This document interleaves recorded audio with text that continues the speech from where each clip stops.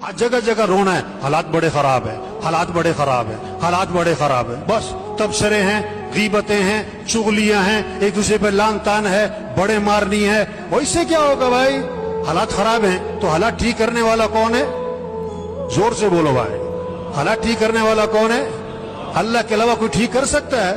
تو رجوع کس کی طرف کرو؟ کس سے مانگو؟ کس کے سامنے رو؟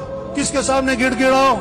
ہاں، حالات خراب ہیں، حالات خراب ہیں۔ اللہ کے نبی نے سارے مسئلوں کا حل بتایا، ایک حدیث کا جز ہے، احفظ اللہ یحفظ کا، تو اللہ کے حکم کی حفاظت کر، اللہ تیری حفاظت کرے گا۔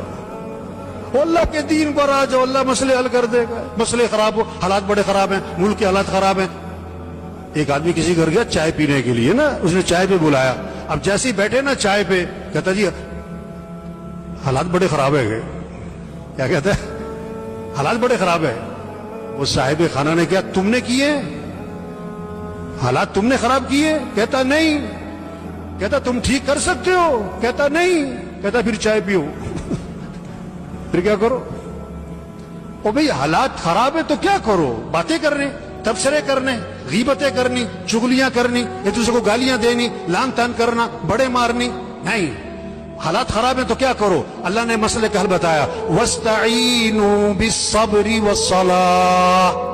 وہ سارے مسئلوں کا حل اللہ فرما رہے ہیں، اللہ سے مدد طلب کرو، صبر کرو، جزا فضا نہ کرو، شور شرابے نہ کرو، غیبتیں نہ کرو، گالیاں مت دو، صبر کرو اور نماز پڑھو، اور نماز پڑھو، نماز پڑھ کے اللہ سے مانگو، اللہ مسئلے حل کرے گا، اللہ پریشانیاں دور کرے گا۔